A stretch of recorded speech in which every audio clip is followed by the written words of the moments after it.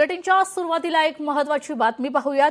बीडच्या केज तालुक्यातील बनकरांच्या येथील पुलाच्या निकृष्ट कामाचे व्हिडिओ आता व्हायरल झालेत।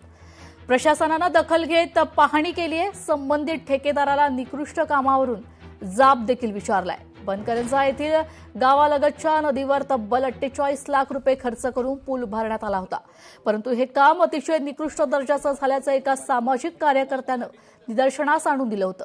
या ठिकाणाच्या कामाचा दर्जा दाखवून देणारे काही व्हिडिओ देखील समाज माध्यमात व्हायरल झाले होते।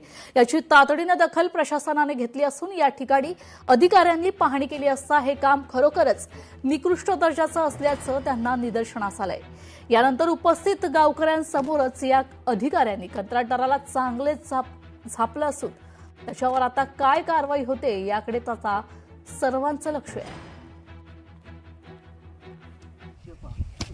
जिल्हा वार्षिक योजना सन 2025-26 अंतर्गत बनकारंजा ते चिंचपूर या ठिकाणी एक ओढ्यावरील पुलाचं कामाचं मंजुरी झालेली होती आणि त्या कामासंदर्भात समाज माध्यमावर व्हिडिओ क्लिप प्रसारित झालेली होती। त्याची दखल घेऊन माननीय जिल्हाधिकारी यांनी तात्काळ कामाला भेट देऊन जो चौकशी अहवाल सादर करण्यास सांगितलेला होता, त्याप्रमाणे आम्ही काल त्या ठिकाणी माझ्या तांत्रिक टीमसोबत पोहोचलो। सर्व कामाची पाहणी केलेली आहे आणि त्या संदर्भातील एक सविस्तर अहवाल मी उद्या सकाळपर्यंत माननीय सीओ साहेबांकडे सादर करणार आहोत। पुलावरून जात असताना पुलाच्या कठड्याला लात मारली। नवीन चालू होता, नवीन बनलेला पूल होता आणि तो कठडा अक्षरशः एखाद्या कागदाप्रमाणे खाली उडून पडला। अर्थातच त्या पुलाचं निकृष्ट दर्जाचं झालेलं काम आणि तो व्हिडिओ पूर्ण महाराष्ट्रामध्ये व्हायरल झाल्यानंतर येथील झोपलेल्या प्रशासनाला जाग आली। जाग येऊन त्याने लगबगीनं तो पंचनामा केला आणि त्याचा रिपोर्ट कलेक्टर साहेबांकडे सध्या दिलेला आहे।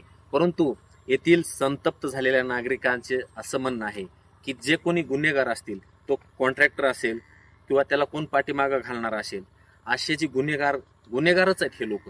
कारण हे कामच तसे करतात, यांना गुन्हेगारच म्हणलं पाहिजे, कारण यांच्यावर कडक फौजदारी कारवाई झाली पाहिजे।